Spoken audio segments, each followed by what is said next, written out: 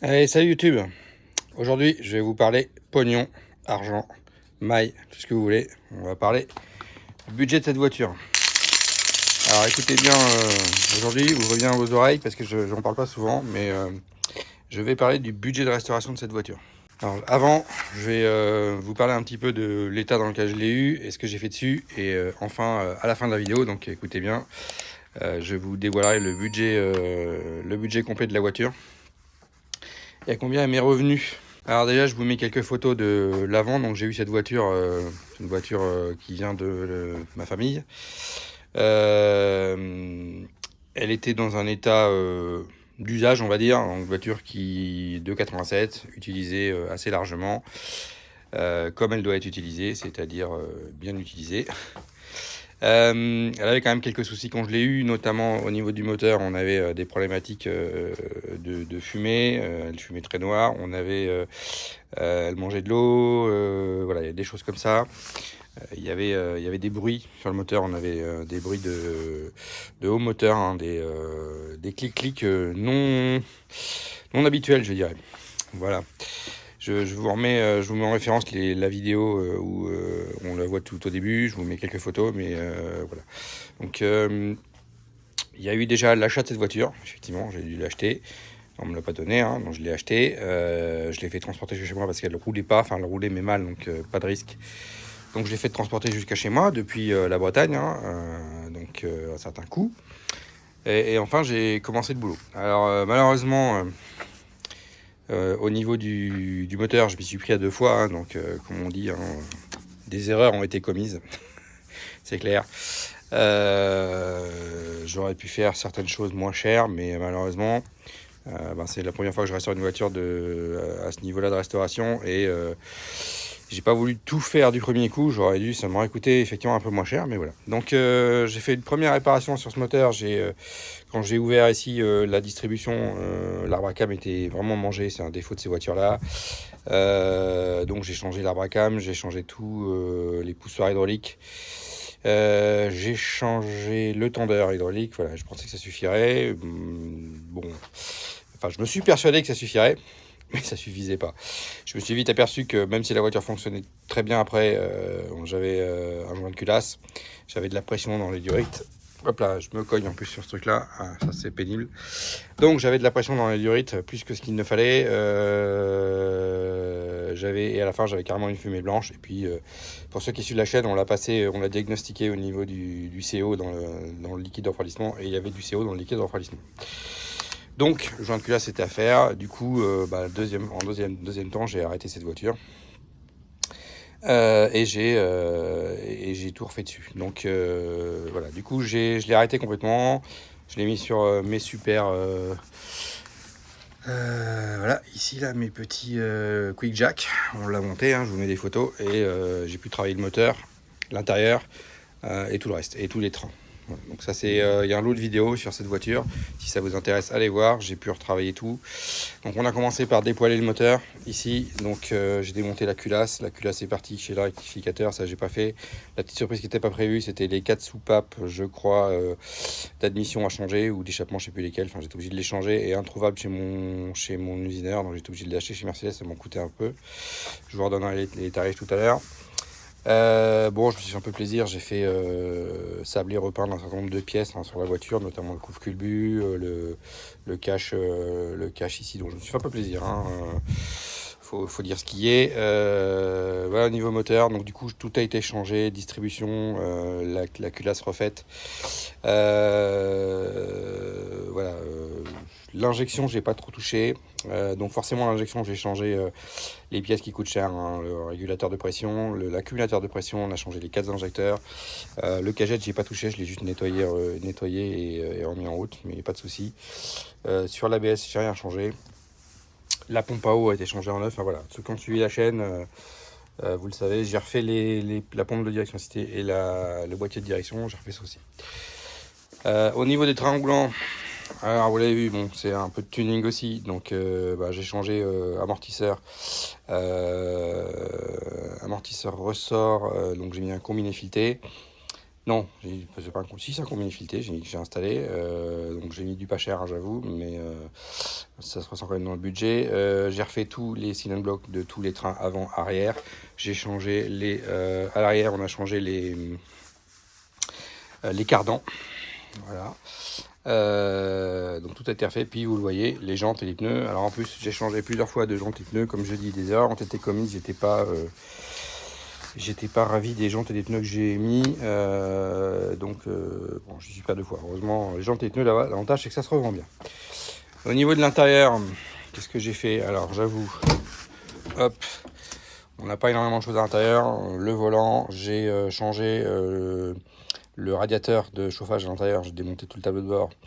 J'ai démonté et changé le radiateur de chauffage. Pourquoi? Parce qu'il fuyait, donc c'était pas le plus cher. Mais voilà, j'ai mis une petite console longue qui n'existe pas sur les phases 1, mais que j'aime bien, qui m'a permis d'installer un petit CarPlay, qui est pas le plus cher non plus. Mais voilà, au niveau de l'intérieur, à part la réparation que j'ai eu à faire sur le siège conducteur, c'était pas le plus cher. Ça m'a coûté un haut de siège conducteur que j'ai trouvé pour pas très cher, je crois. Donc voilà, l'intérieur est plutôt en bon état pour pas trop cher. Le plus cher, ça a été la console longue, je crois. Voilà. Et puis forcément, vous le voyez, la peinture. J'ai fait faire une peinture complète. Ah oui, je me suis un petit peu amusé. J'ai changé les phares pour avoir des phares full blanc à l'avant avec des clignots fumés. Et puis à l'arrière, j'ai mis des phares tuning, des feux tuning. Bon, j'étais pas obligé non plus. Voilà. Tous les feux ont été changés, donc effectivement, ça coûte un peu dans la restauration. J'ai changé tous les plastiques ici autour de la voiture, donc que ce soit le pare-choc, les baguettes ici. Voilà, tout a été changé en neuf, donc ça coûte un peu aussi. Tous les joints ici ont été changés. On est quand même sur une restauration assez importante. Et puis, oui, petite chose aussi que je vous ai pas dit, j'ai mis un échappement sport. Même chose, un peu de tuning, on se refait pas. Des baguettes de phase 2 que j'ai acheté en casse. Voilà, donc pas mal de travail de carrosserie et un peu de tuning qui font que ça fait aussi grimper la note. Voilà un peu l'étendue des travaux qui ont été faits sur cette voiture. Ça lui donne au final un petit look sympa. Et donc voilà, je vais vous donner la note finale.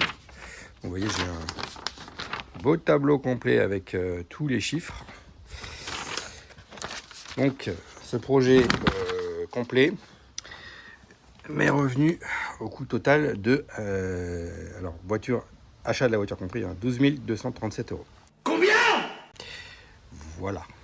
Donc je sais qu'il va y avoir des hurlements. Je sais que c'est très cher et que c'est largement au-dessus de la valeur vénale de la voiture. Donc vous pouvez hurler dans les commentaires, hein, je suis conscient de ça.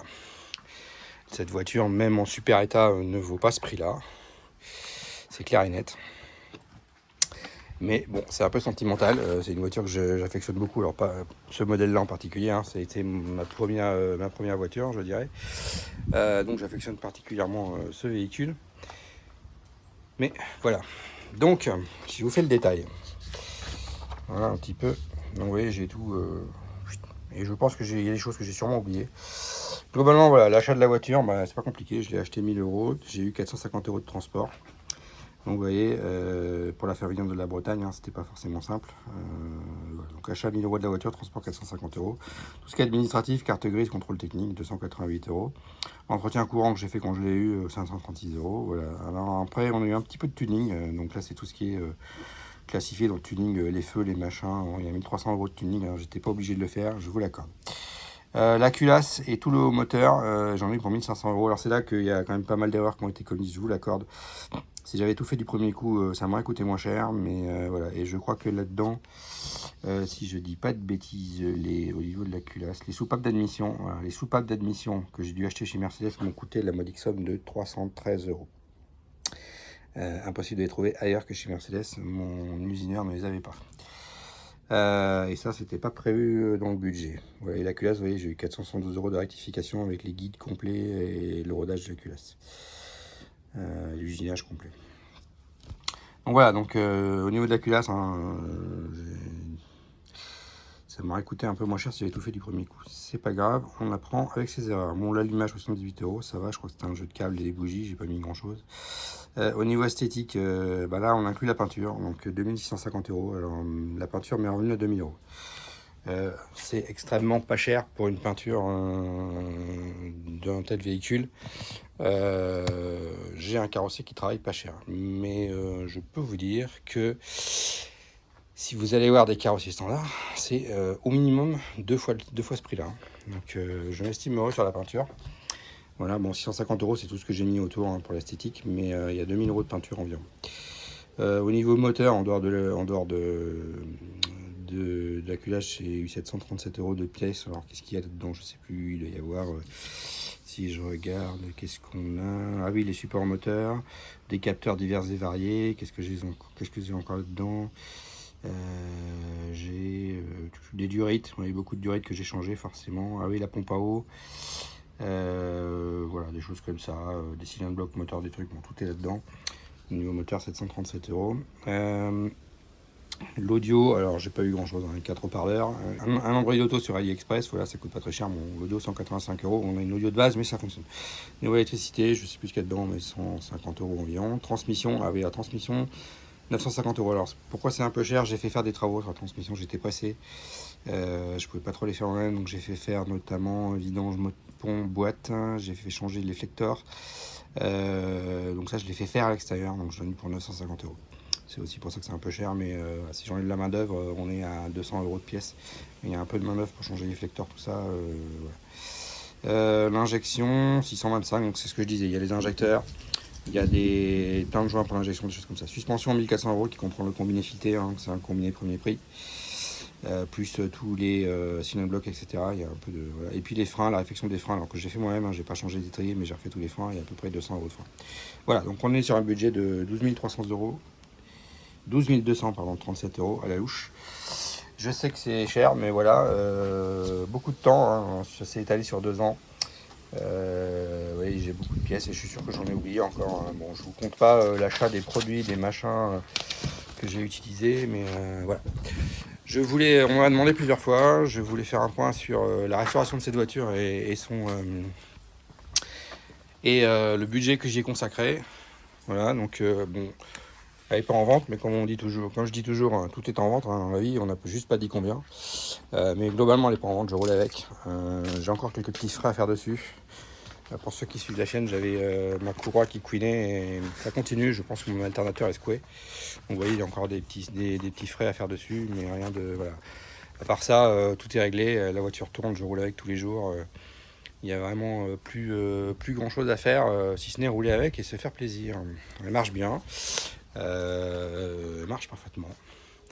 Voilà, d'ailleurs je vous remets la petite vidéo que j'ai fait juste avant sur les 2 ans de la restauration.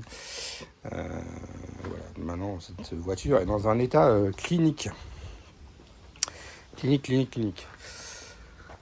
Voilà le point que je voulais faire. Sur cette chaîne, je parle rarement argent, je sais que ça focalise des débats, j'aime pas ça.